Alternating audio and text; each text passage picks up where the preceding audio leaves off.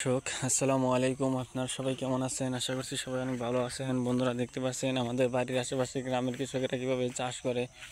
তো দেখতে পাচ্ছেন বন্ধুরা, এই চাষগুলো কিন্তু খুবই সুন্দর এবং এই চাষগুলো কিন্তু আপনারা নিজেরাও করতে পারেন। বন্ধুরা, এই ফসল চাষে কিন্তু তেমন কোনো খরচ নেই বন্ধুরা, খুবই অল্প খরচে কিন্তু আপনারা চাইলে কিন্তু বাড়ির আশেপাশে এই ফসলগুলো চাষ করতে পারেন। বন্ধুরা, আমরা নিজেরাই কিন্তু বাড়ির আশেপাশে এই ফসলগুলো চাষ করে থাকি।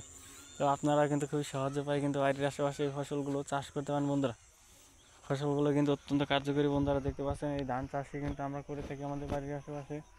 তো আপনারাও কিন্তু চাইলে কিন্তু বাড়ির আশেপাশে এই ধানগুলো চাষ করতে পারেন। বন্ধুরা, তো এই ধান চাষে তেমন কোনো খরচ নেই, খুবই অল্প খরচে কিন্তু আপনারা বাড়ির আশেপাশে ধানগুলো চাষ করতে পারেন। বন্ধুরা, তো দেখে নিন বন্ধুরা, এই ধান চাষের জন্য বন্ধুরা অবশ্যই প্রতি জমিতে এই ধানের বীজগুলো আপনাদেরকে রোপণ করতে হবে, তাহলে কিন্তু আপনারা কিন্তু কার্যকারিতা পেয়ে যাবেন। বন্ধুরা, তো বন্ধুরা, মানুষের সাথে বিমান করে, গাছ কখনো মানুষের সাথে বিমান করে। বন্ধুরা, এই ধানগুলো খেলে বন্ধুরা আপনারা অনেক উপকার পাবেন। বন্ধুরা, আপনারা নিজেরাই কিন্তু বাড়ির আশেপাশে ধানগুলো চাষ করতে পারেন। বন্ধুরা, দেখতেই পাচ্ছেন বন্ধুরা এই ধানগুলো, তো আমরা নিজেরাই ধানগুলো চাষ করে থাকি। যদি আমাদের এই ভিডিওটি ভালো লেগে থাকে তাহলে বন্ধুরা অবশ্যই আপনারা নিজেরাও কিন্তু ধান চাষ করতে পারেন। বন্ধুরা, এই যে পুকুর দেখতে পাচ্ছেন বন্ধুরা, এই পুকুরের পাশেই কিন্তু আমাদের গ্রামের কৃষকেরা ধান চাষ করে থাকে। তো আপনারাও কিন্তু বাড়ির আশেপাশে দেখতে পাচ্ছেন এরকম জায়গায় কিন্তু আপনারা ধান চাষ করতে পারেন।